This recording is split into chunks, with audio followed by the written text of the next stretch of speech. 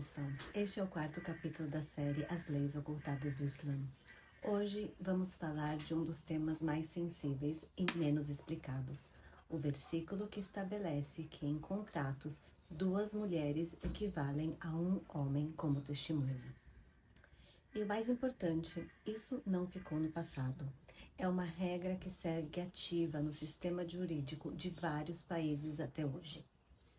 O versículo que estou me referindo é a Surata Al-Baqarah 2:282. Se não houver 2 homens, então 1 homem e 2 mulheres, para que, se uma delas se esquecer, a outra a recorde. O texto explicita: testemunho ideal são 2 homens, alternativa 1 homem, 2 mulheres. E a justificativa é que há possibilidade de esquecimento feminino. Esse versículo nasce em Medina, em um contexto de contratos e dívidas, mas o FIG transformou essa regra contratal específica em princípio jurídico amplo. No século VII, mulheres raramente participavam do comércio. A maioria era analfabeta. Os contratos eram feitos entre homens, e o mundo jurídico era um espaço essencialmente masculino. O versículo refletia esta realidade. O problema aqui começa quando deixa de ser uma fotografia de uma época e vira estrutura jurídica eterna. Os grandes comentaristas Ibn Kathir, Al-Tabari, Al-Kutubi são unânimos nisso. 2 mulheres para compensar a possibilidade de esquecimento. A natureza feminina, por eles, é mais propensa à confusão nesses assuntos, e o testemunho masculino é mais estável e confiável. Nenhum deles interpreta esse versículo como metáfora. No FIG clássico, isso se tornou um princípio geral. Em contratos, 1 homem equivale a 2 mulheres.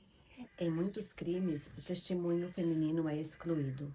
E em assuntos familiares específicos, aceitos apenas quando o fato depende da experiência da mulher, como o parto ou a amamentação. Isso moldou séculos de jurisprudência. A parte essencial é que isso ainda é válido hoje, em 2025. É uma lei ativa em países reais. O sistema de 1 homem equivale a 2 mulheres é aplicado hoje de forma explícita em países que seguem totalmente a aplicação literal do versículo, como Arábia Saudita, Catar, Emirados Árabes Unidos, Kuwait, Omã, Jordânia, Iraque, nos tribunais da Sharia, na conhecida Palestina, Judéia e Samária, nos tribunais da Sharia, no Sudão, na Líbia, no Iêmen. Nesses países, contratos exigem testemunho masculino. O testemunho feminino é reduzido formalmente e, em matérias criminais, muitas vezes é rejeitado. Ou seja, o versículo define diretamente a vida civil da mulher no século XXI. E aqui vai uma lista dos países que parcialmente aplicam o versículo. Marrocos, pois teve reformas em 2004, mas o FIG permanece em muitas partes. A Tunísia teve uma tentativa de reforma, algumas áreas ainda seguem a lógica clássica. Argélia, Líbano, nos tribunais religiosos eles aplicam, nos civis varia por religião. E na Síria, até agora era um sistema híbrido. Vamos ver o que vai acontecer na Síria depois da revolução que teve há 1 ano atrás.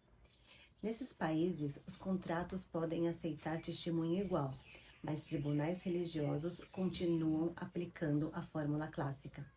Há zonas modernizadas e zonas pré-modernas do lado a lado.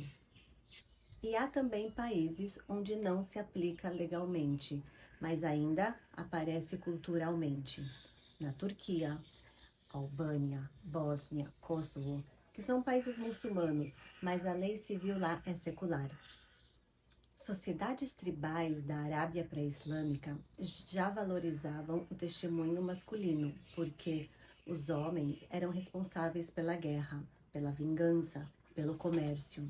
Eles eram responsáveis pela honra tribal. O testemunho masculino era parte da proteção da tribo.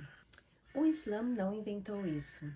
Ele converteu uma lógica da guerra tribal em uma norma religiosa.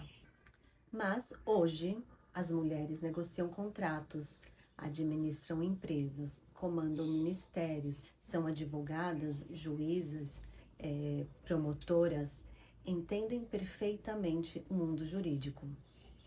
O motivo central do versículo, menos familiaridade com contratos, deixou de existir, mas em muitos países a estrutura jurídica permaneceu. E esse é o conflito que a modernidade não conseguiu resolver.